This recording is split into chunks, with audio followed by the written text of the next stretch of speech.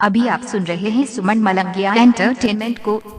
DJ Suman Malangia की गे जा बिसर गेले नहीं हो गे हमरा त लागैया तू बिसर गेली नहीं हो गे कोना छी हम तो ठीक छी अहाँ कोना छिए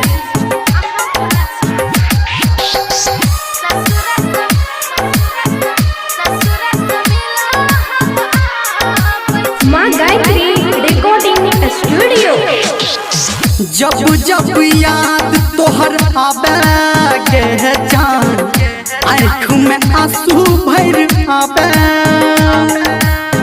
जब जब याद तोहर आवे गे जान आँख में आंसू भर आवे जब से छोड़ के गेल ससुरा हमरा बड़ा कर पाबै छी करू अहाँ फोन हम बताबै छी ससुर से मिला हम आबै छी साजन करू अहाँ फोन हम बताबै छी ससुर से मिला हम आबै छी डीजे संजय सम्राट ससुर से मिला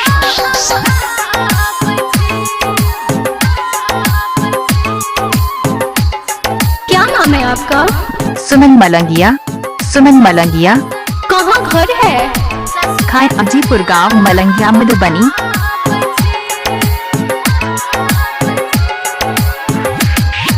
अभी आप सुन रहे हैं सावरिया म्यूजिक।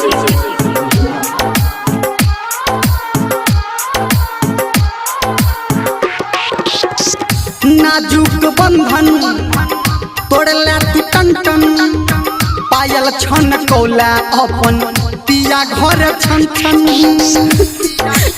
की करबे मजबूरी छले ना है नाजुक बंधन तोड़ला तू टन टन पायल छन कौला अपन पिया घर छन छन सपना में तू अपना बना के हमरा बड़ कर पाबै छी करू अहाँ फोन हम बताबै छी ससुर से मिला हम आबै छी यौ सोना करू अहाँ फोन हम बताबै छी ससुर से मिला हम आबै छी डीजे संजय सम्राट ससुर से मिला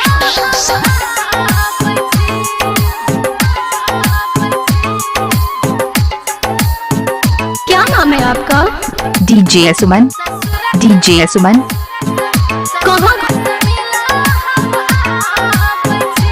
कहाँ घर है? खाए अजीपुर गांव मलंगिया मधुबनी। Singing by Dharmendra Nirmaliya.